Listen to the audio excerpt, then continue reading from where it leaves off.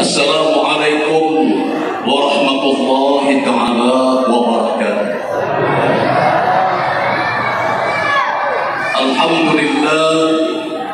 Alhamdulillah rabbil alamin, wa bihi nasta'in ala umuri dunya waddin, wassalatu wassalamu ala syafi'il mujnibin, imamil anbiya'i wal mursalin, qaidil qurril muhajjalin, sayyidina wa nabiyyina Muhammadin al-amin, wa ala alihi wa ashabihi wa junudihi wa ansarihi min yawmina hadha ila yawmiddin.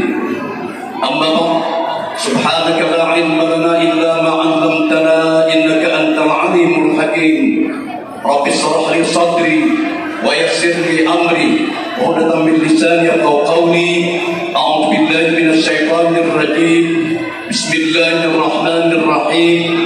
Laqad kana lakum fi rasulillahi uswatun hasanah liman kana yarjullaha wal yawmal akhir wa dzakarallaha katsiran. Shadaqallahul azim. Alhamdulillah, kita panjatkan puji syukur kehadirat Allah Subhanahu wa taala pada malam yang penuh dengan barakah ini. Dapatlah kiranya kita bersama-sama berhadir di tempat yang sangat mulia ini dalam rangka sama-sama memperingati satu peringatan, yaitu lahirnya junjungan kita Nabi besar Muhammad sallallahu alaihi wasallam. Mudah-mudahan pertemuan kita pada malam hari ini akan menyebabkan kita mendapatkan taufik dan hidayah, barakah dan selamat, ridha dan inayah, serta syafaat dari sahibul risalah an-nabi rahmah sallallahu alaihi wasallam. Amin Allahumma amin. Salawat dan salam kita pasrahkan kepada pelita hati kita, putra turun sahabat, seorang nabi akhir zaman, penegak keadilan dan kebenaran, membawa umat manusia dari alam kejahilan menuju kepada alam iman, Islam serta ihsan.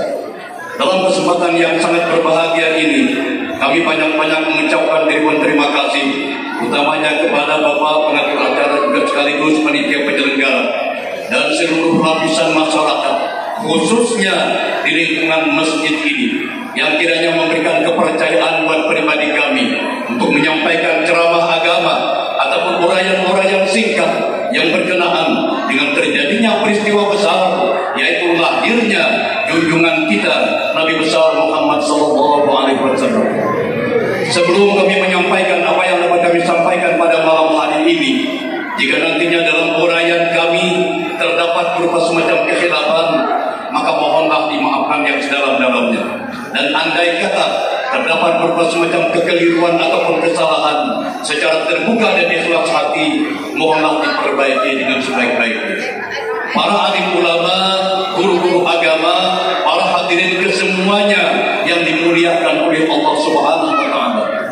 Pada malam hari ini kita bersama-sama memperingati satu peringatan, yaitu lahirnya junjungan kita Nabi besar Muhammad sallallahu alaihi wasallam.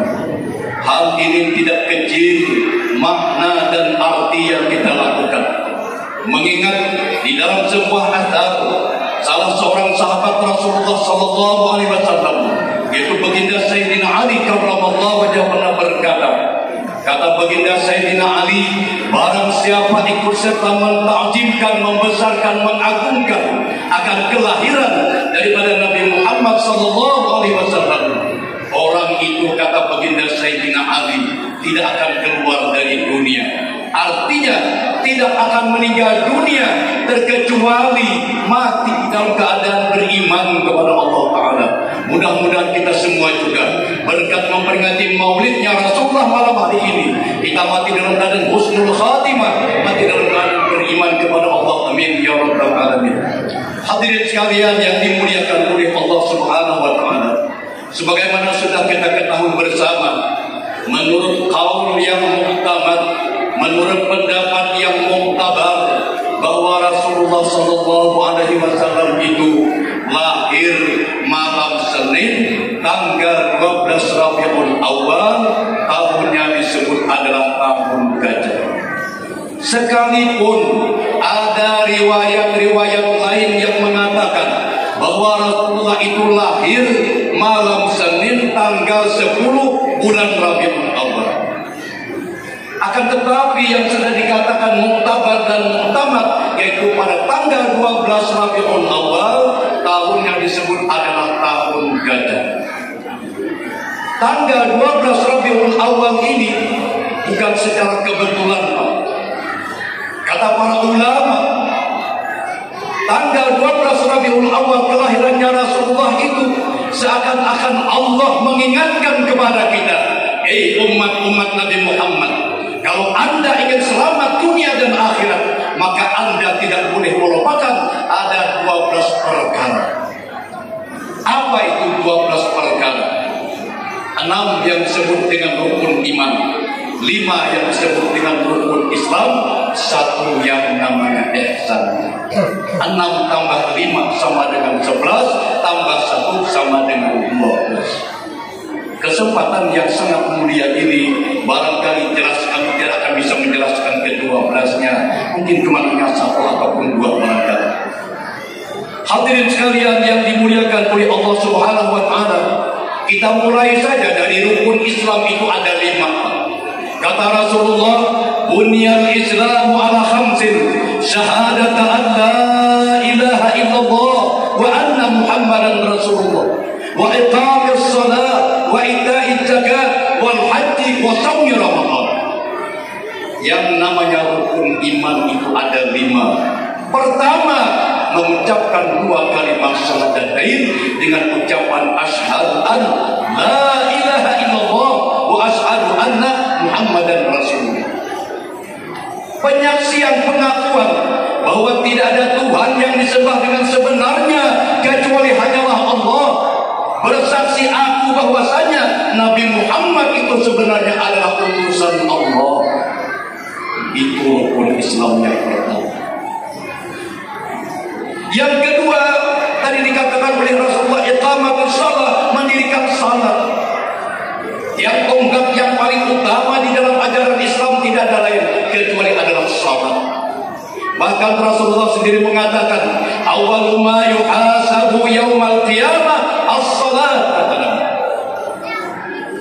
Persoalan yang akan diperhitungkan oleh Allah di akhirat nanti tidak ada amalan yang lain terkecuali yang paling utama adalah as-salat, yaitu sembahyang 5 waktu. Maka dari itu jangan ada yang tidak ada salat. Jangan sampai ada yang tidak salat.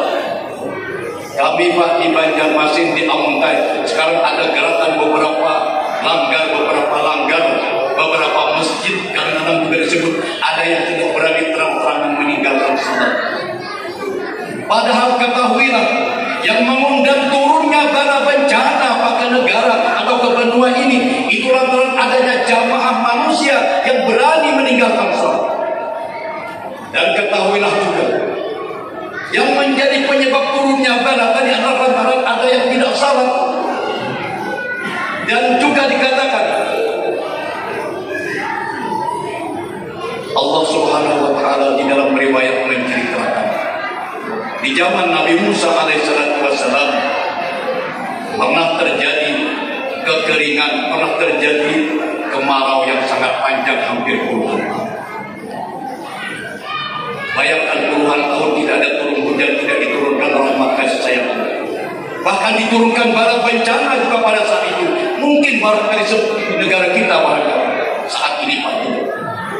Nabi Musa mengajak umatnya turun ke lapangan untuk apa? Untuk istighatsah, doa bersama, memohon kepada Allah supaya diturunkan hujan, supaya diturunkan rahmat kasih sayang Allah, dan supaya dihindarkan daripada bala bencana.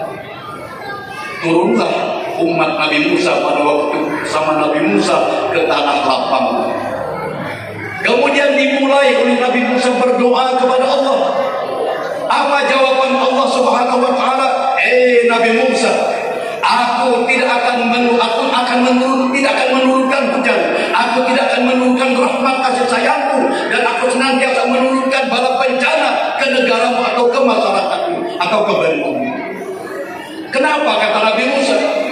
Karena di antara umatmu ini kata Allah, tidak semuanya, tidak beberapa orang, cuma hanya 1 Pak. Cuma hanya ada 1 di antara umatmu yang hadir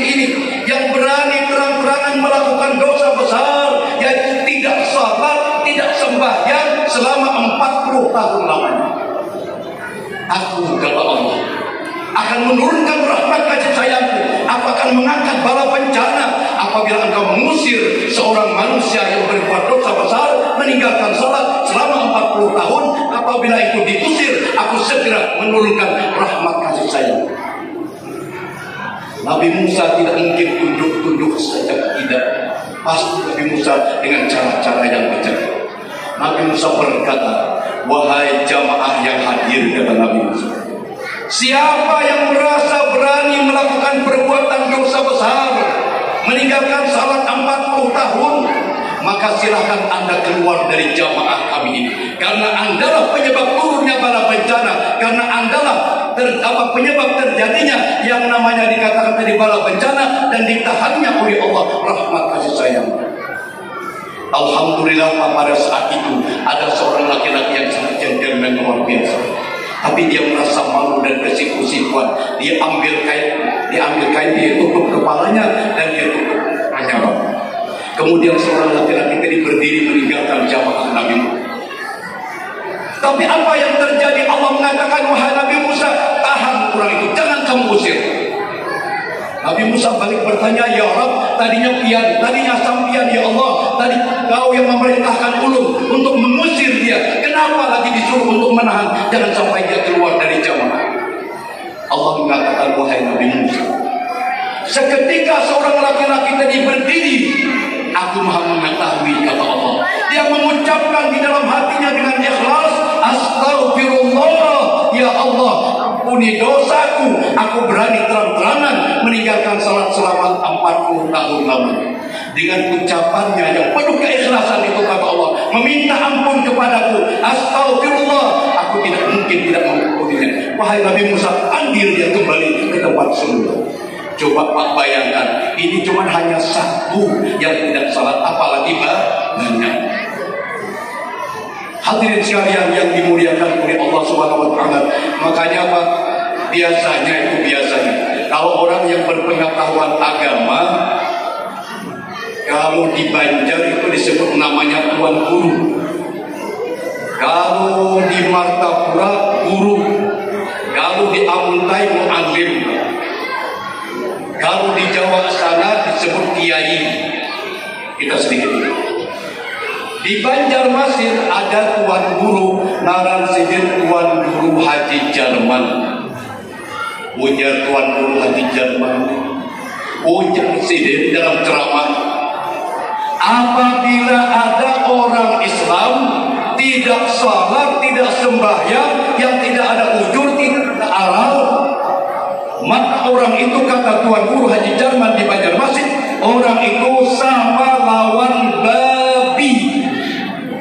Ya Allah, Pak, kencangnya luar biasa. Itu benar sih. Kita buktikan ucapan sidin. Apakah benar ucapan kita secara ilmiah dan segala macam? Ya memang kalau secara bahasa kami amuntai pun ma'alam biu bujur saja. Kalau orang ada sembahyang itu, sebab babi kadang pernah sembahyang. Jadi kalau orang ada sembahyang sama lawan babi, itu benar. Tapi secara ilmiah, Pak, ternyata ucapan tuan guru Haji Jerman tadi benar. Apa kebenarannya? Lihat, kita ini Pak masing-masing ini punya jantung. Jantung kita ini Pak bisa bocor. Kalau bocor ini harus dipakai ring, dipasang ring. Ternyata ringnya jantung yang bocor itu hanya bisa diambil dari bahannya adalah tulang babi. Berarti benar ada kesamaan. Kedua, masih ingat sampean peristiwa dulu Somanto? Ya. Apa Somanto? Makan daging manusia. Begitu ditangkap polisi ditanya, "Hai Somanto," kata polisi, "kenapa kamu makan daging manusia?" Apa jawabannya? Kata Somanto, "Empuk lezat bagaikan daging babi." Benar, ini berarti ada kesamaan. Itu tadi kita secara penelitian. Nah tadi sesuai dengan tempat masing-masing. Kalau di Jawa di sana, kalau orang berpengetahuan agama pun disebut kiai. Terjadi juga pada di Jawa sana. Ada seorang kiai mengatakan, ujar beliau, kalau ada orang Islam ngaku-ngaku beragama Islam, tapi tapi tidak salat, tapi tidak sembahyang, yang tidak ada udurnya, tidak ada alamnya, maka orang itu kata beliau sama dengan sapi. Ya Allah, agak ringan sedikit. Kalau tuan guru kita di Jerman menyebut babi, ada kiai di Jawa yang mengatakan sama lawan sapi. Kita teliti secara ilmiah benar atau tidak? Ternyata ucapan kiai tadi Pak benar. Tadi ring, kalau jantung ini bocor dibikin dari tulang babi, maka ternyata bisa alternatif pilihan lain adalah tulang sapi. Mendingan kita umat Islam, umpamanya tadi dikatakan tulang babi kan darahnya, kulitnya, segala-galanya adalah dikatakan yaitu adalah najis mukhallat. Tulang sapi bisa dimakan. Sapi. Yang kedua, ini kiai Jawa itu bercerita Pak Bakisah, ujar kiai di Jawa. Di Jawa ini bahari untuk menyuburkan tanah itu harus dibajak, harus diruku, bahasa kita Kalimantan. Apa artinya? Tanah itu dibalik supaya subur. Memang dulu Pak tidak ada yang namanya traktor, yang ada cuma hanya sapi. Jadi ada ceritanya, seorang petani membawa sapi ke sawahnya. Dari jam 7 dia kerja bersama dengan sapi membajak tanah sampai jam 11 Pak, si petani tadi kemudian seperti ini perbuatannya. Mungkin semuanya sudah paham. Kalau sudah begini, sapi bertanya. Sapi di Jawa bisa ngomong. Apa kata sapi? Apa tuan? Capek pian? Kalau bahasa Banjar, apa tuan? Lapah pian? Ujar tuannya Pak, ya. Ujar sapi, sama. Hadir sama. Setengah 12 si petani tadi Pak ngambil nasi, ngambil ikan makan dia. Sapi balik bertanya yang kedua, apa kata sapi? Tuan, laparkah sampian? Ujar tuannya, ya. Ujar sapi Pak pulang, sama. 2 kali dapat sama. Terakhir azan, Allahu Akbar, Allahu Akbar. Sapi bertanya, tuan, itu suara apa? Kata tuannya, itu suara orang adan atau suara orang bak. Pertanda apa itu tuan? Kata sapi. Kata tuannya, pertanda masuk salat atau masuk sembahyang. Sapi balik bertanya, tuan, sampian sembahyang tak? Ujar tuannya, baik. Kada. Ujar sapi, sama. Jadi banyak kesamaan bahwa manusia kalau tidak salat benar sama-sama sapi atau sama dengan babi. Masya Allah, na'udzubillah. Makanya dari tiap tonggak yang paling utama setelah mengucapkan 2 kalimat syahadatain adalah as-salat, yaitu sembahyang. Ketahuilah, kita sekalipun misalnya memperingati beberapa kali peringatan Maulid Rasulullah yang semacam ini, tapi kalau tidak salat jangan bakalan berharap pertolongannya Rasulullah, jangan berharap adanya syafaat dari Rasulullah, karena kunci yang paling utama mendapatkan syafaatnya Rasulullah yaitu salat 5 waktu.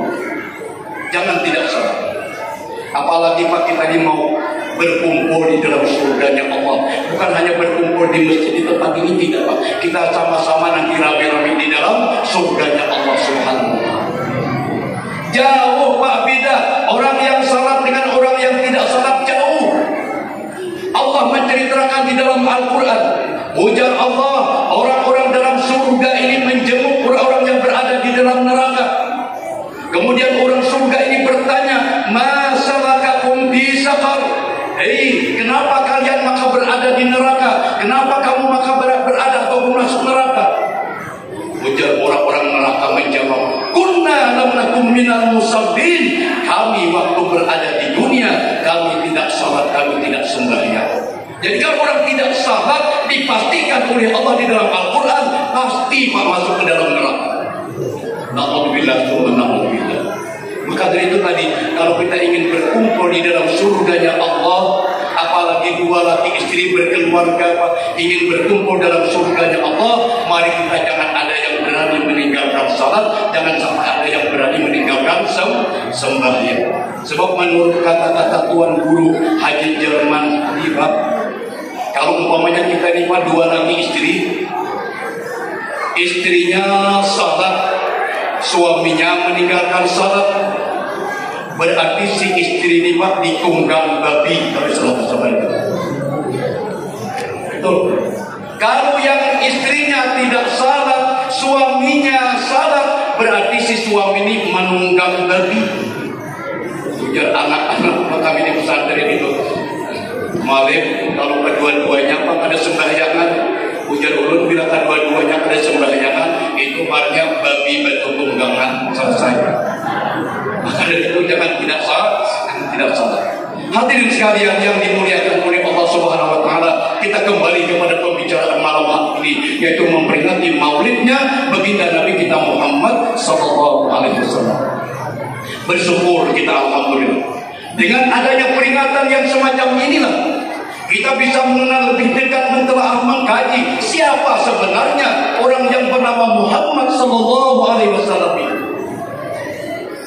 Kata para ulama, kalau kita sudah meninggal dunia, menurut akidah kita ahlu sunnah wal jamaah, ketika batang tubuh kita diletakkan di liang lahat kita, maka pasti datang dua orang malaikat yang bernama Munkar dan Nakir.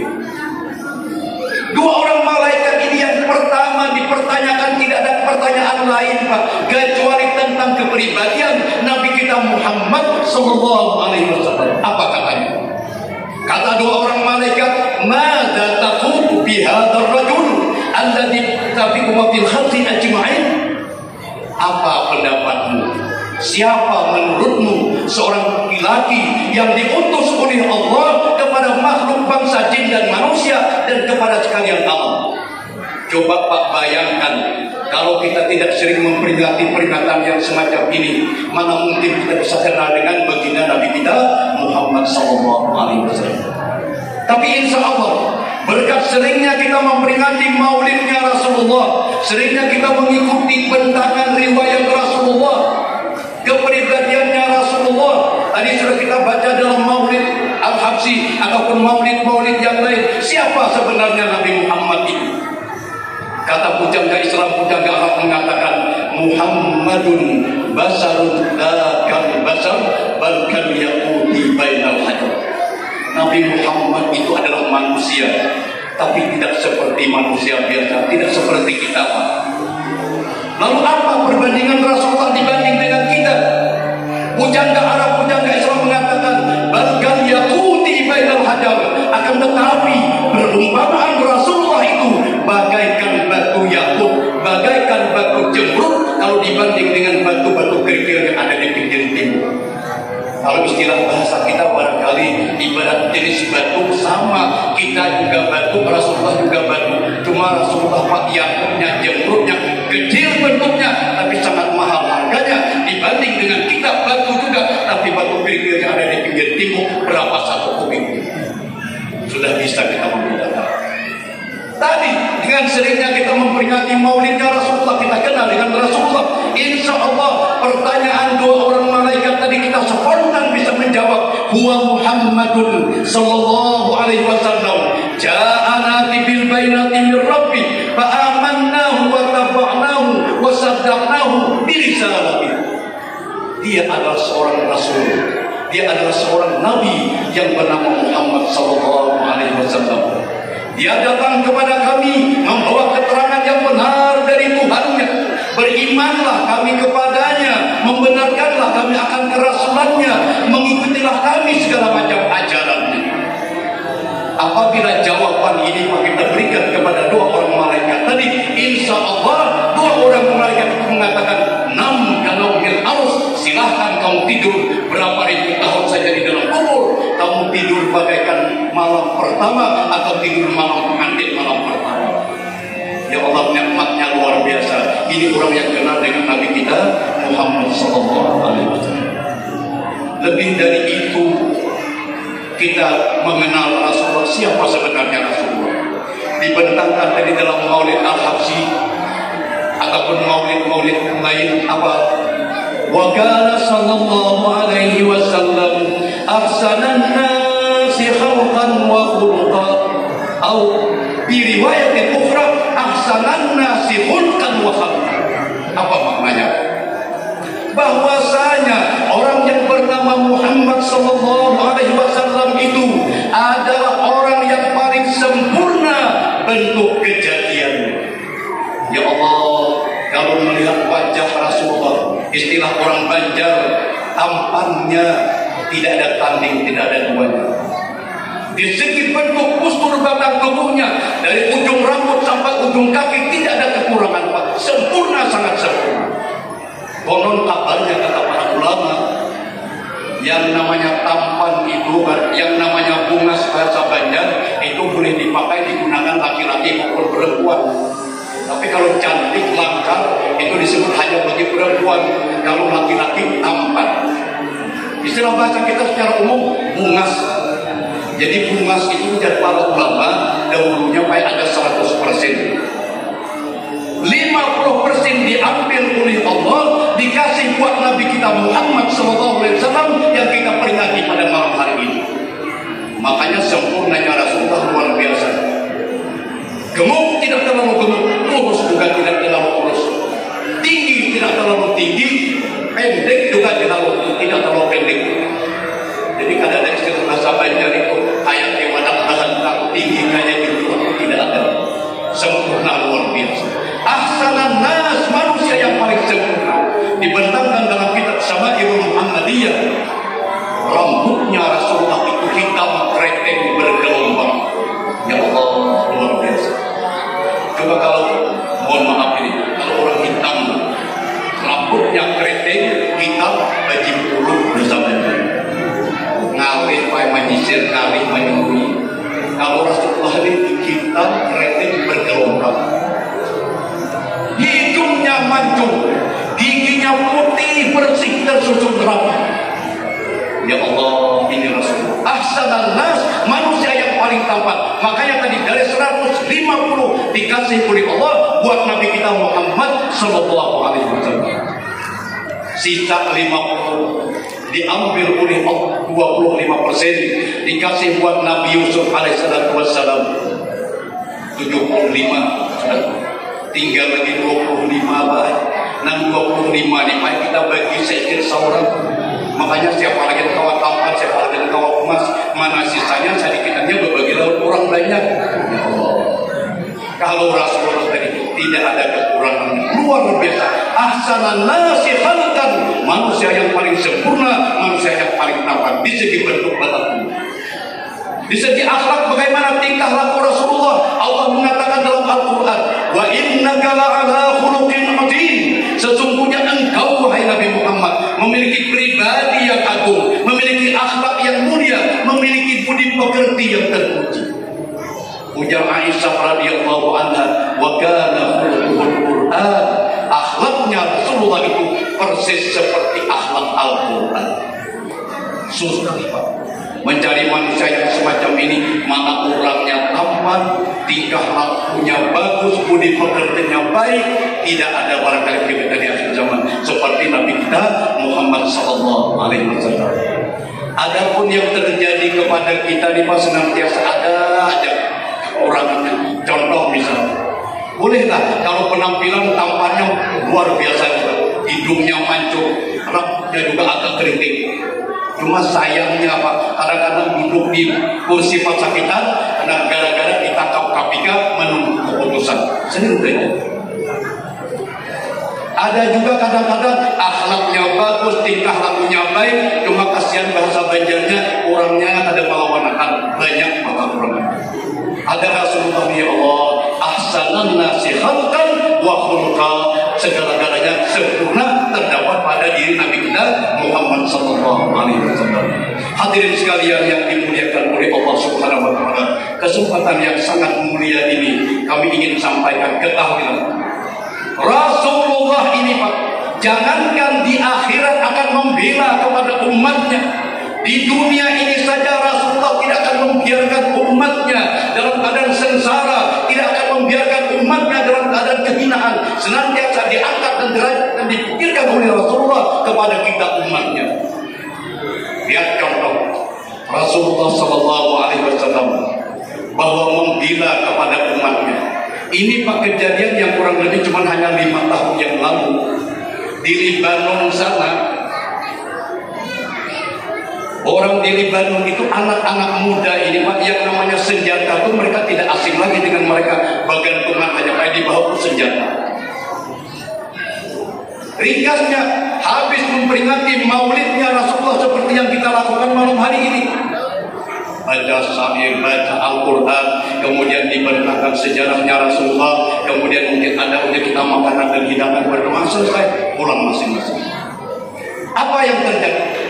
Anak-anak muda yang menenteng senjata di bahunya tadi Pak, menunjukkan keeuforiannya, kegembiraannya sehabis memperingati maulidnya Rasulullah. Anak-anak muda tadi Pak mengambil senjata masing-masing, melepaskan tembakan ke atas.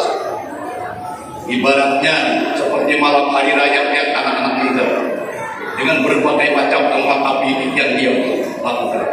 Begitu juga di Lebanon. Tapi apa yang terjadi? Rupa-rupanya di antara tembakan ke atas tadi ada satu peluru yang nyasar. Peluru sesat mengena kepala anak yang kurang lebih berumur ada sekitar 6 tahun atau 7 tahun pada waktu itu.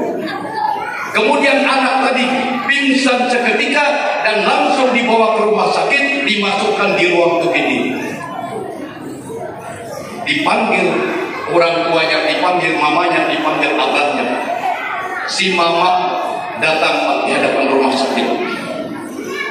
Setelah dikasih tahu bahwa anakmu terkena peluru yang nyasar, lantaran umat Nabi Muhammad, anak-anak muda dari umat Nabi Muhammad memperingati kegembiraannya setelah memperingati Rasulullah, dia melepaskan tembakan sehingga ada satu peluru ataupun proyektil yang bersarang di kepala anakmu sekarang berada di rumah sakit. Si ibu Pak, si ibu itu dari luar sudah berteriak. Apa teriak? Dia bukan orang muslimah. Kata si ibu, "Hei Muhammad." Dia terang-terangan menyebut, "Hei Muhammad," katanya, "aku hari ini minta pertanggungan jawabmu karena ulah tangan jahil-jahil umatmu yang berlebihan memperingati maulidmu. Mereka melepaskan tembakan, tapi adalah satu peluru yang nyasar mengena kepada anakku. Aku minta pertanggungan jawabmu, wahai Muhammad, kalau enggak engkau benar-benar seorang nabi ataupun seorang rasul." Apa yang terjadi? Para dokter memanggilmu, cepat lu masuk, anakmu sekarang dalam keadaan kritis. Si ibu ketika berada di depan pintu ruang UGD melihat anaknya duduk seperti ini dalam keadaan tersenyum dan gembira. Ini fakta kejadian. Si anak tadi duduk di ranjang, kemudian si ibu bingung, apa benar ini anak atau anak orang lain? Dia sapu-sapu matanya, benar memang anaknya. Terus dia masuk, kemudian dia mencium dan merangkul anaknya dan bertanya, apa anak yang terjadi? Kata si anakku, ketika sampean berteriak-teriak di luar tadi, minta pertanggungan jawab kepada orang yang bernama Muhammad, ternyata ada seorang laki-laki yang berpakaian putih bersih, harumnya luar biasa, dan rupanya pun tidak ada tanding, tidak ada duanya, sebagaimana dalam riwayat tadi, ahsanan nasi khalqan wa khuluqan. Kemudian seorang laki-laki tadi merangkap atau merangkul ulun dan menyapu kepala ulun yang terkena peluru. Seketika ini juga sembuh dan ulun tidak ada kekurangan apa-apa. Kemudian ulun sempat bertanya, siapa kek sampean? Kata si orang tua tadi, ana Muhammadun sallallahu alaihi wasallam. Aku, kata orang tua tadi, adalah Rasulullah sallallahu alaihi wasallam sebagai tanggung jawabku supaya umatku jangan dicela dan dicaci gara-gara mencintai aku dan menggembira'i kelahiranku. Kemudian orang tua tadi meninggalkan aku.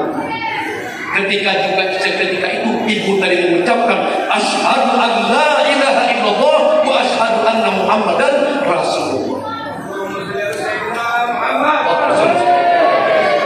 Semua dokter, suster yang ada di rumah sakit itu Bu, tidak kurang daripada 20 orang. Spontan mereka mengatakan tanpa ada paksaan, mengucapkan asyhadu an la ilaha illallah wa asyhadu anna Muhammadan Rasulullah. Ini melihat bukti kita bahwa Rasulullah tidak akan tinggal diam. Pertanyaannya, Rasulullah ini kalau datang ini hidup atau mati? Ini yang perlu kita tahu semua. Ketahuilah jamaah semuanya, Rasulullah sampai hari ini masih hidup. Oh, kalau dikatakan Rasulullah masih hidup, sedangkan ayat Al-Quran yang ada, itu Allah mengatakan, wa ma Muhammadun illa rasulun qad khalat min qablihi rusul. Ayat ini menunjukkan bahwa Rasulullah itu juga wafat, Rasulullah itu juga sudah mati. Dan mungkin sudah sampian-sampian yang sudah pergi ke Madinah Al-Munawwarah menziarahi makamnya Rasulullah. Tadi kalau di Maulid Ad-Difah itu dibaca, wa tilkal qubbatul hadra wa fiha. Di bawah kubah yang hijau itu ada sesosok batang tubuh orang yang paling mulia, yaitu Nabi kita Muhammad sallallahu alaihi wasallam. Rasulullah sudah wafat. Ayatnya apa ada? Di dalam ayat yang lain Allah mengatakan, innaka mayyitun wa innahum mayyitun. Sesungguhnya engkau wahai Rasulullah, wahai Nabi Muhammad, kata Allah, akan mati, akan wafat, akan meninggal. Benar dan wajib kita semuanya mengimaninya bahwa Rasulullah sudah wafat, sudah meninggal, bahasa kita sudah mati. Itu ayat Al-Quran wajib kita beriman. Tapi ketahuilah, jangan lupa dengan hadis-hadis Rasulullah yang lain. Apa kata Rasulullah? Di dalam hadis yang diriwayatkan oleh Imam Ahmad, dari Abu Daud, dari Al-Baihaqi, apa kata beliau? Kata Rasulullah, innal anbiya'a la yutrakuna ba'da 40 lailatan walakinnahum yusalluna baina yadayhi. Para nabi, para rasul yang jumlahnya 124.000 para nabi, 313 orang yang diangkat menjadi rasul. Mereka para nabi dan rasul ini sudah wafat, sudah meninggal, kecuali masih 4 yang bertahan hidup. Siapa yang 4? Nabi Isa alaihissalam. Jadi kalau ingin ketemu Nabi Isa, domisilinya di langit yang kedua, silakan.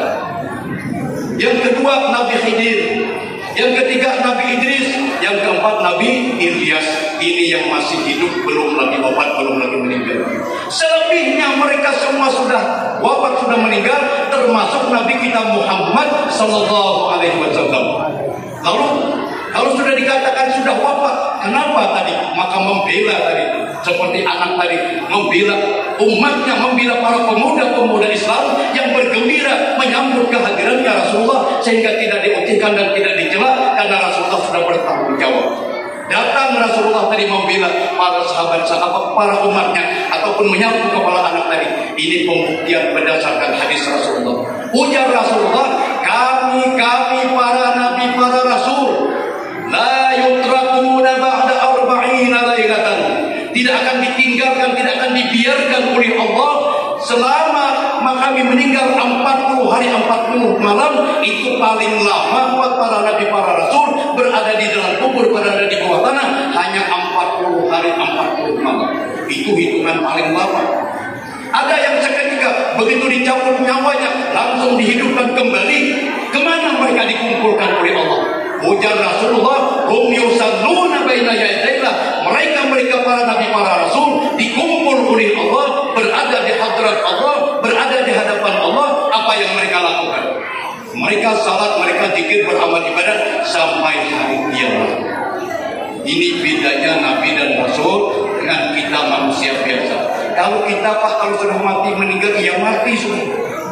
Yang bisa menambah amal kan cuma hanya 3, sadaqatin jariyatin aw ilmin yuntafa'u bihi aw waladin shalihin yad'ulahu. Kalau sampean pernah berwakaf ke masjid, ke langgar, ke pesantren, maka pahala wakaf sampean itulah yang akan mengalir, menambah amal ibadah. Yang kedua, kalau ilmu yang kita ajarkan kepada orang lain, apa saja ilmu yang bermanfaat, maka itu juga datang pahala kepada kita. Yang ketiga, kata Rasulullah, dengan apa? Yaitu awaladin shalihin yad'ulahu, dengan meninggalnya juriat-juriat yang saleh dan salehah. Dia punya anak, punya cucu, anak beramal ibadah, pahalanya akan dikirimkan oleh Allah kepada kita atau kepada kesampian ibadah. Maka dari itu kita bersyukur. Malam hari ini peringatan maulidnya Rasulullah bukan hanya sekadar memperingati biasa.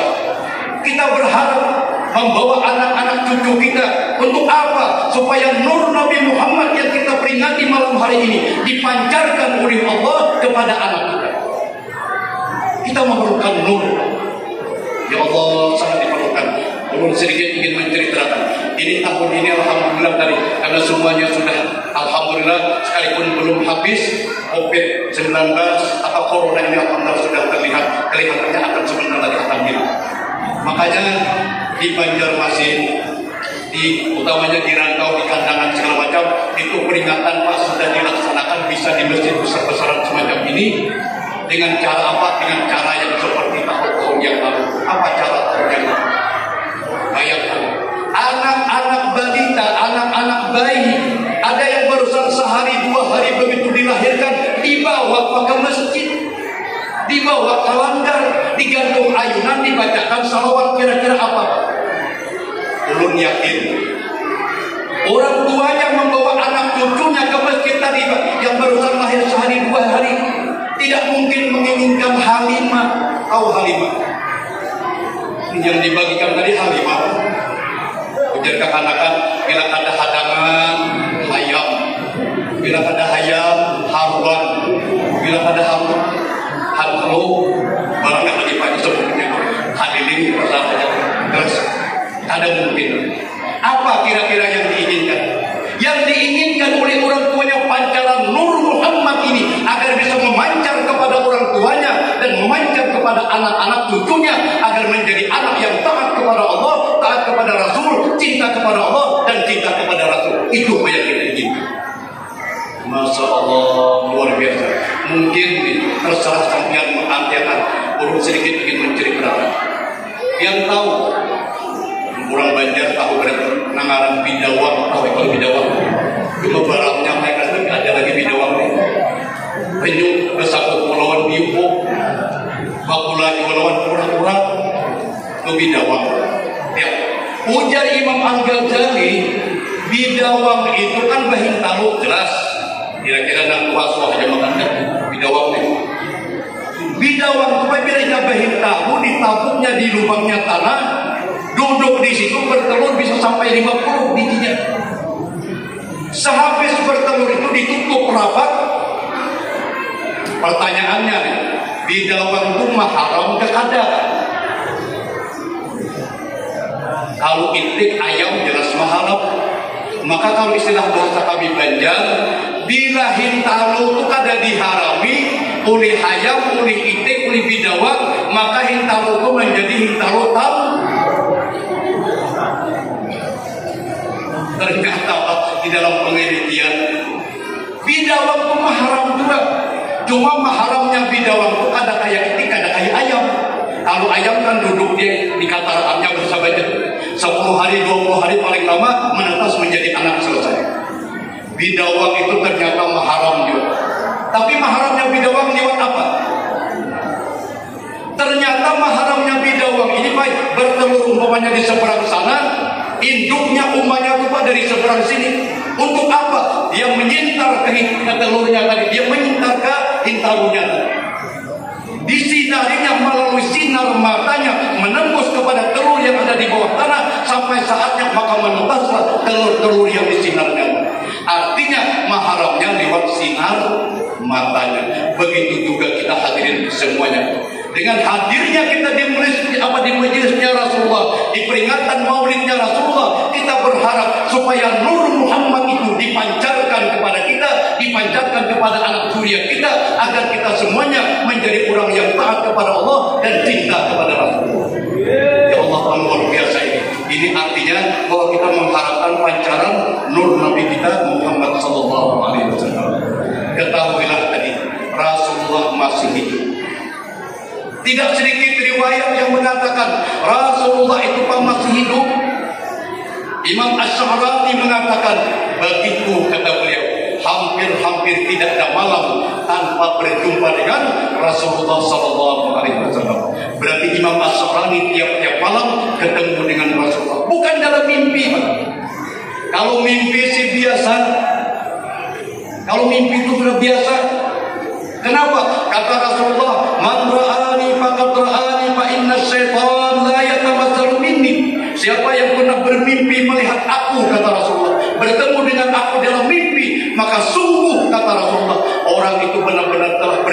dan bertemu dengan aku.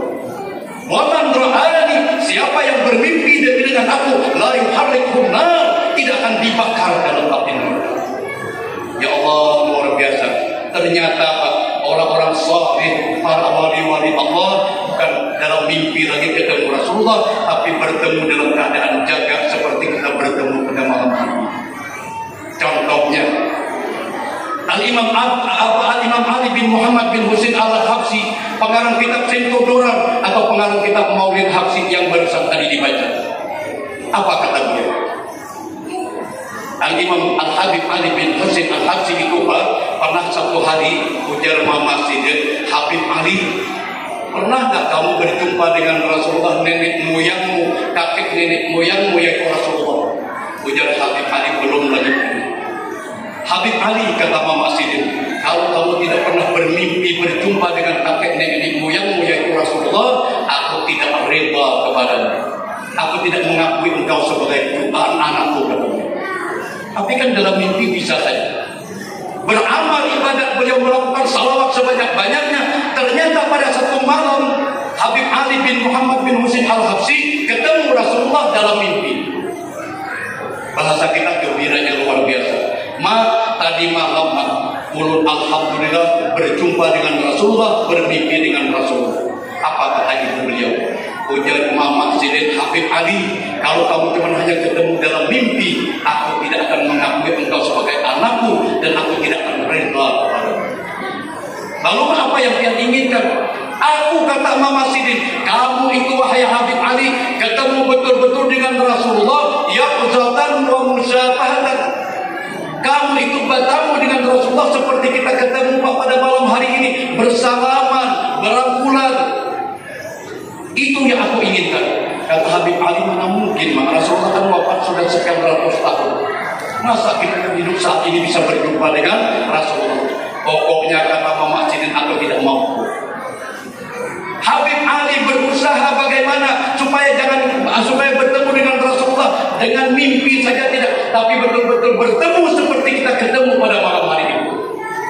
Beliau belajar menurut dalam riwayat tidak kurang daripada 300 ulama dan para habaib yang beliau datangi.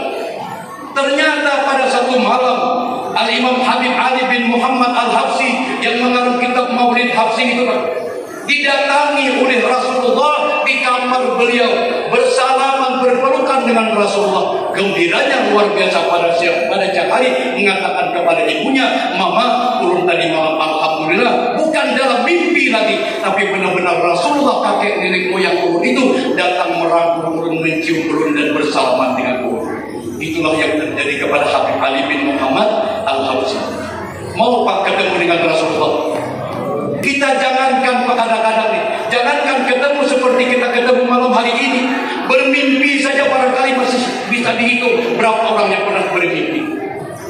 Tapi insya Allah, orang yang banyak bersalawat kepada Rasulullah, insya Allah minimal saat-saat dia akan menghembuskan nafas yang terakhir, insya Allah Rasulullah akan hadir, insya Allah Rasulullah akan datang, mantalkin kita, mendikirakan kita, irit muntung kita mengucapkan kalimat La ilaha illallah, insya Allah dalam keadaan husnul khatimah semuanya.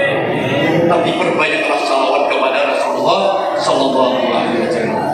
Hadirin sekalian yang dimuliakan oleh Allah Subhanahu Wa Taala, maka dari itulah peringatan Maulid ini sangat bermakna, sangat berarti buat kita untuk keselamatan kita di dunia dan keselamatan di akhirat.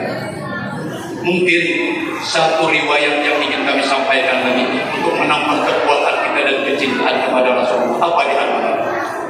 Pernah Pak terjadi kepada seorang ulama besar, pemilik tarikat Ar-Rifaiyah. Tarikat itu banyak. Ada tarikat Tijaniyah, ada Rifaiyah, ada Alawiyah, ada Naqsabandiyah, ada Sadaniyah, ada Alawiyah, dan macam-macam tarikat.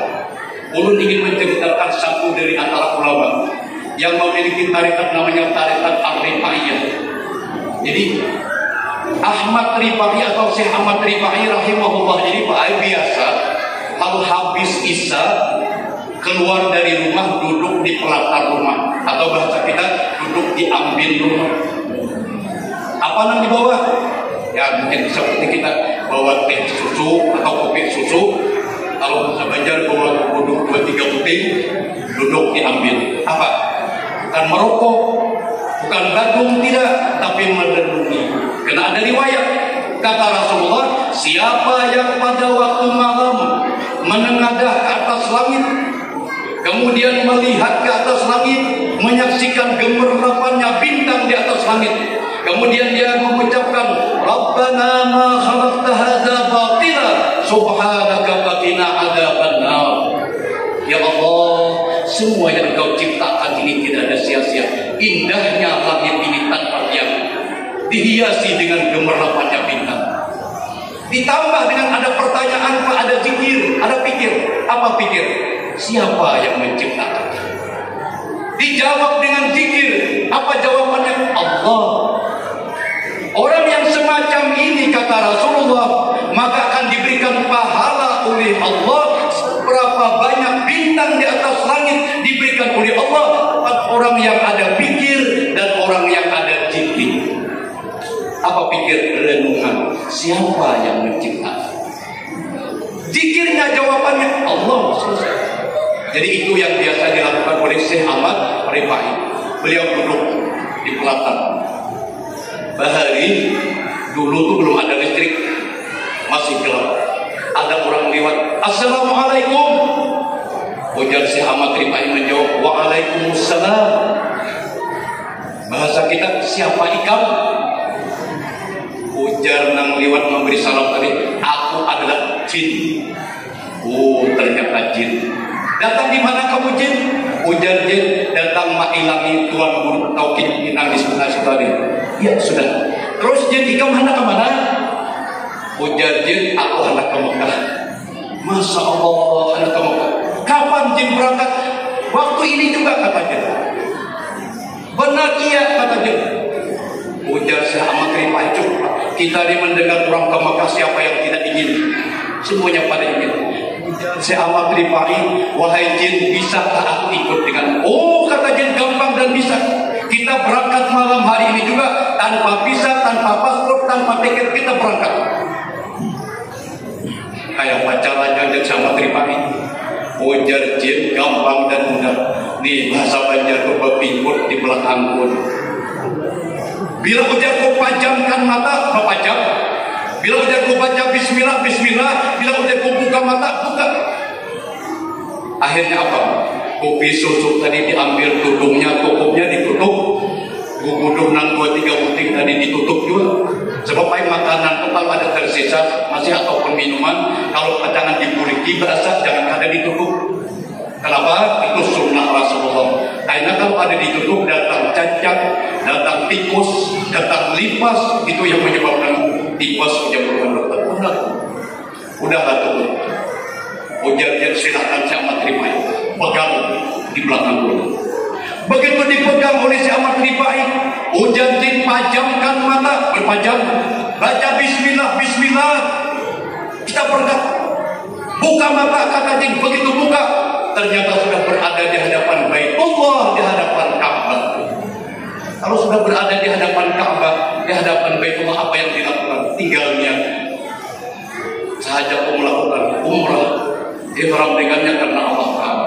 Sambil mengelilingi Baitullah, nawaitu an atufa bihadzal baitil atiq sab'a aswatin kamilatin lillahi ta'ala, keliling Rahman wa Baitullah.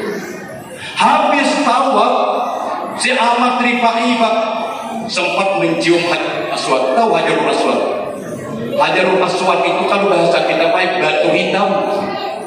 Tapi ketahuilah, itu disebut Hajarul Aswad itu setelah ada di dunia di permukaan bumi. Dulunya itu disebut Hajarul Abyad. Kata para ulama, lebih putih daripada salju, lebih putih daripada batu mutiara. Dan itu batu yang suci datang dari surga, kiriman Allah Ta'ala melalui malaikat Jibril mengirimi Nabi Adam alaihissalam, karena Nabi Adam menjadi penghuni bumi sebagai cendera mata, sebagai kenang-kenangan. Itu ceritanya. Ditempellah oleh Nabi Adam di sudut Baitullah, di sudut Ka'bah. Apa itu Hajarul Aswad tadi Pak? Ujar Rasulullah, Hajarul Aswad yaminullah fil ardi. Hajarul Aswad itu ujar Allah, itu seakan-akan tangan kanan Allah di permukaan. Seakan-akan, jangan dikatakan Allah Ta'ala punya tangan, dan seakan-akan. Kemudian kata Allah, siapa yang bisa menyentuhnya, siapa yang bisa menyalaminya, siapa yang bisa menciumnya, siapa yang bisa mengecupnya, maka dia seakan-akan bersalaman dengan Allah. Kalau dia bersalaman dengan Allah, dosa-dosanya diampuni oleh Allah Subhanahu wa Ta'ala. Makanya Pak, kalau melihat Hajarul Aswad itu bergetar.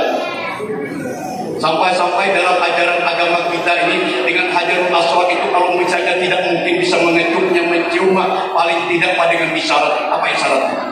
Lihat di Mekah. Bismillahirrahmanirrahim, Allahu Akbar. Apa maknanya? Biasa aja anak-anak muda di seberang sungai. Apa itu maknanya? Seakan-akan kita mengatakan, wahai Hajarul Aswad, aku sebenarnya ingin menyentuhmu, aku sebenarnya ingin menciummu, tapi apa boleh buatlah. Kalau aku melangkah, barangkali akan menyakiti orang lain. Sudahlah, dari kejauhan saja aku tetap sayang dan cinta kepadamu. Bismillahirrahmanirrahim. Hajarul Aswad. Perlu ceritakan tadi, Syekh Ahmad Rifai, setelah beliau tadi Pak melaksanakan tadi tawaf mengecup Hajarul Aswad, kemudian mengambil air Zam-Zam, beliau minum. Apa? Ujar Rasulullah, ma'u Zam-Zam 5 suriban. Air Zam-Zam itu ujar Rasulullah sesuai dengan niat orang yang meminum. Kalau dia meminum sambil meminum meminum air Zam-Zam tadi, memohon kepada Allah, ya Allah berikan ilmu kepada ulun, insyaallah bahwa Allah Ta'ala ilmu. Itu kata Rasulullah. Setelah meminum tadi, kemudian beliau salat di belakang makam Ibrahim 2 rakaat. Kemudian beliau menuju antara Safa dan Marwah. Apa yang dilakukan? Yaitu sa'i. Habis sa'i cukur, selesai umrah. Kemudian jin bertanya, Syekh Ahmad Rifai, apa lagi yang kau inginkan? Ini kuncinya. Kata Syekh Ahmad Rifai, wahai jin, aku ingin berziarah, aku ingin mendatangi datuk nenek moyangku, yaitu baginda Rasulullah SAW yang ada di Madinah Al-Munawwarah. Baik, kata jin, silakan pegang belakang boleh. Dipegang lagi oleh siapa tadi? Syekh Ahmad Rifai, belakangnya jin. Kemudian diberikan isyarat, pejamkan mata, baca bismillah, buka mata. Begitu buka mata yang kedua, ternyata Syekh Ahmad Rifai persis berada di hadapan makamnya junjungan kita Nabi besar Muhammad sallallahu alaihi wasallam. Apa kalau sudah kita berada di makam Rasulullah? Tidak ada lain kecuali mengucap salam. Assalamu alayka ya Rasulullah, assalamu alayka ya Nabi Allah, assalamu alayka ya Safwatullah, assalamu alayka ya Habibullah. Selesai. Ini pengalaman barangkali ini menambah pengalaman kita insya Allah. Yang belum mudah-mudahan jadi pengalaman. Pak, perlu ingatkan, kita Pak, kalau ingin lebih dekat dengan Rasulullah, ingin lebih syahdu, ingin lebih nikmat dengan Rasulullah, kalau sampai dianugerah oleh Allah bisa datang ke Madinah, berziarah ke makam Rasulullah, berdiri atau duduk di hadapan makam Rasulullah sebentar. Tapi jangan lupa ngomong, walaupun cuma hanya di dalam hati. Apa ngomongnya? Ngomongnya begini, wahai Rasulullah, ulun berada di hadapan dia. Ulun jauh-jauh datang dari Sengata Mahilang impian. Ulun jauh-jauh dari Sengata ini menziarahi impian. Saksikan wahai Rasulullah, ulun hari ini berada di hadapan dia ini mengucapkan 2 kalimat syahadat. Baca ini di hadapan makam Rasulullah itu, asyhadu an la ilaha illallah wa asyhadu anna Muhammadar Rasulullah. Nikmatnya, puasnya luar biasa. Kenapa? Kita bersyahadat disaksikan langsung oleh Rasulullah, sekalipun kita belum bisa melihat, berjumpa dengan Rasulullah, tapi Rasulullah melihat kepada kita. Bukan berarti kita di sini baca 2 kalimat syahadat yang kada sama, tapi lebih sahdu, lebih nikmat. Rasulullah sendiri yang langsung menyaksikan kita membaca atau bersaksi 2 kalimat syahadat itu. Ulun lanjutkan sedikit lagi kisah Syekh Ahmad Rifai tadi.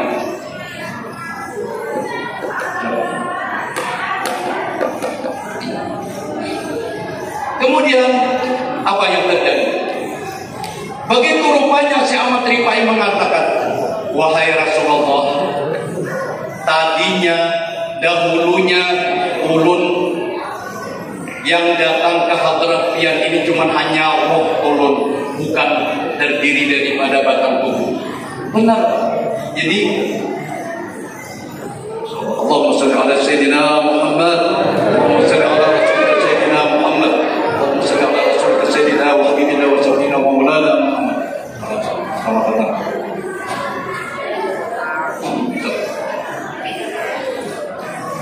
Apa kata si Ahmad Rifai di hadapan makam Rasulullah? Kata si Ahmad Rifai, wahai Rasulullah, wahai nenekmu yang ulun, dulu-dulunya yang datang mailangi pian, yang datang berziarah ke makam pian, itu cuma hanya roh ulun yang datang. Tapi batang tubuh ulun kita dipakai diri dan roh. Hati Ahmad Rifai yang datang di hadapan pian ini bukan hanya sekadar roh lagi, tapi ini kesatuan antara tubuh dan roh. Artinya sudah dua-duanya hadir di hadapan Rasulullah. Sama dengan kita tadi, Pak. Coba lihat tadi. Dari awal membaca maulidnya Rasulullah, dari awal kita bersalawat kepada Rasulullah, roh kita terbang ke Madinah Al-Munawwarah, ziarah ke Rasulullah, mendatangi makam Rasulullah, sekalipun batang tubuh kita berada di tempat ini, tapi roh kita berangkat di hadirat Rasulullah. Nah, sekarang kata si Ahmad Rifai, wahai Rasulullah, hari ini yang datang bukan hanya roh lagi, tapi batang tubuh. Kemudian si Ahmad Rifai mengatakan, wahai Rasulullah, ulun ingin mencium pian, tangan pian, ulun ingin merangkul pian. Seketika itu Rasulullah ternyata, Pak, keluar dari makamnya, dari kuburnya, langsung mencium cucunya, anak keturunannya, yaitu si Ahmad Rifai, dipeluk dan dicium oleh Rasulullah Sallallahu Alaihi Wasallam. Ini riwayat, Pak, bukan hanya sekadar dongeng, tapi faktanya ada riwayat. Kemudian Rasulullah bertanya, wahai anak cucuku si Ahmad Rifai, apa yang kamu inginkan? Kata si Ahmad Rifai, wahai Rasulullah, wahai kakek nenekku yang ulun, wahai Rasulullah, ulun ingin supaya diberi nasihat, supaya diberi keselamatan, supaya selamat dunia sampai akhirat. Baik, kata Rasulullah, ini mudah-mudahan kalau kita mengikuti semuanya. Apa pesan Rasulullah? Kata Rasulullah, wahai Ahmad Rifai, kalau kamu ingin selamat dunia dan akhirat, aku cuma hanya dua macam pesan. Pesan pertama, wahai anak cucuku si Ahmad Rifai, jangan kamu tinggalkan salawat kepadaku siang maupun malam. Berapa saja, Pak, mau banyak mau sedikit silahkan, itu menurut kemampuan kita. Karena memang tadi siapa tadi? Al-Imam Al-Habib Ali bin Muhammad Al-Habsi, pengarang kitab Cengko Dorar, itu sudah mengatakan, buka Pak di buku Maulid Habsi halaman pertama. Kenapa beliau maka bisa berjumpa dengan Rasulullah dalam mimpi? Kenapa beliau bisa berjumpa dengan Rasulullah yang bezatan wa musyabahatan, dalam keadaan jaga, dalam keadaan bangun seperti kita bertemu malam hari ini? Apa amalannya? Ternyata amalannya tidak ada lain seperti yang Habib Ali bin Muhammad bin Husain Al-Habsi bantangkan. Apa kata beliau? Wa ya man yakhtubu wisanahu yaqtatan wa man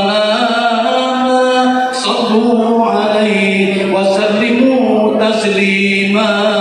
Allahumma salli wa sallim wa barik alaihi wa ala alihi. Ini ternyata amal. Apa maknanya? Kata Al-Imam Al-Habib Ali bin Muhammad Al-Husain Al-Habsi, umat-umat Nabi Muhammad, siapa yang ingin berjumpa dengan Rasulullah, apakah dalam mimpi maupun dalam keadaan bangun, dalam keadaan jaga, seperti kita ketemu malam hari ini, amalannya sallu alaihi wasallimu taslima. Perbanyaklah olehmu bersalawat dan bersalam kepada Nabi Muhammad Sallallahu Alaihi Wasallam. Makanya Pak, ulun di rumah ulun tempel ada tulisan sedikit, tiada hari tanpa salawat. Jadi ingat itu setiap hari. Lihat itu, aku belum baca salawat, baca Pak, terserah kita masing-masing. Amalan pertama, pesan Rasulullah nih, kalau ingin selamat dunia dan akhirat, jangan tinggalkan salawat satu. Yang kedua, kata Rasulullah, wahai anak cucuku si Ahmad Rifai, aku berpesan kepadamu, jangan tinggalkan wasiat, jangan tinggalkan nasihat, atau makna yang lain, jangan tinggalkan berdakwah. Artinya mengajak kepada kebaikan, mencegah daripada kemungkaran. Orang berdakwah kan ada mesti pakai dalil. Kalau umpamanya kita sholat tahajud, ayo baca Al-Quran. Ini dalilnya, tidak usah. Cukup hanya mengajak. Kalau pakai dalil itu tugasnya para ulama, para guru.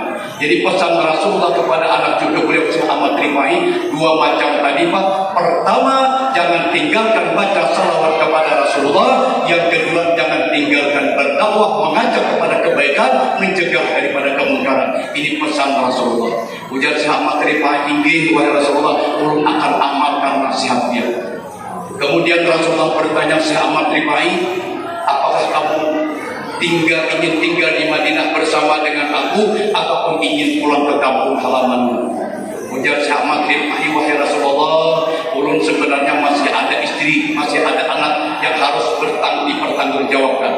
Paling tidak ada sandangnya, ada pangannya, ada papannya, ada pakaiannya, ada makanannya, ada tempat tinggal diamnya. Itu kewajiban seorang suami.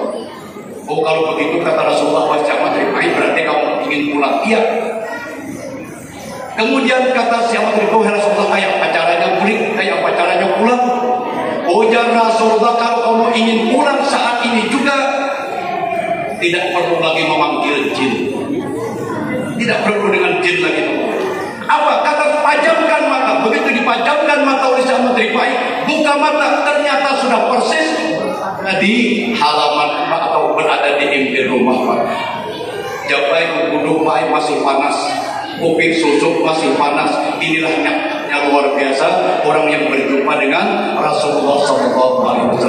Mudah-mudahan juga kita bertahan bisa mengamalkan seperti yang diwasiatkan oleh Rasulullah kepada Syekh Ahmad Rifai tadi. Pertama, berbanyak salawat kepada Rasulullah. Yang kedua, jangan meninggalkan berdakwah atau mengajak kepada kebaikan dan mencegah daripada kemungkaran. Insya Allah apabila ini kita lakukan, kita semuanya menjadi hamba Allah, menjadi kekasih-kekasih Rasulullah Sallallahu Alaihi Wasallam. Mudah-mudahan kita semuanya dikumpulkan oleh Allah bersama dengan baginda Nabi kita Muhammad Sallallahu Alaihi Wasallam di dalam surganya. Amin ya rabbal alamin.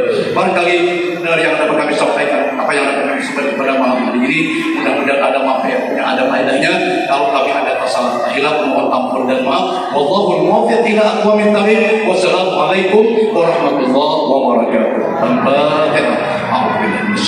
Bismillahirrahmanirrahim. Alhamdulillahirabbil alamin arrahmanirrahim maliki yaumiddin. Iyyaka na'budu wa iyyaka nasta'in. Shiratal mustaqim, shiratal ladzina Amin ya rabbal alamin. Bismillahirrahmanirrahim. Alhamdulillahirabbil alamin. Wassalatu wassalamu ala asyrafil mursalin sayyidina wa nabiyina maulana Muhammadin wa ala alihi wasahbihi. Allahumma shalli ala sayyidina Muhammadin al-fatihil mughliq wal khatimi lima sabaq nasiril haqqi bil haqqi wal hadi ila siratikal mustaqim wa ala alihi haqqa qadrihi wa miqdarihi al-'azim. Allahumma tubi salamata wa sihhata wa afiyata wa ala man hadarana wa ala man baqa 'anna wa ala abidika al-hujjaj wa وجوك من أمة محمد صلى الله عليه وسلم. اللهم اجعل اجتماعنا اجتماعا مرحوما واجعل تفرقنا بعده تفرقا معصوما. اللهم لا تفرق جمعنا هذا إلا بذنب مغفور وعيب مستور وسهل وعمل متقبل مبرور. اللهم انصر شرنا بالقبور وأبد فزعنا يوم البعث والنشور. اللهم إنا نسألك حسن الخاتمة. ربنا آتنا في الدنيا حسنة وفي الآخرة حسنة وقنا عذاب النار. سبحانك اللهم وتحيي بها سلام وآخر دعوانا أن الحمد لله رب العالمين. تقبل الله منكم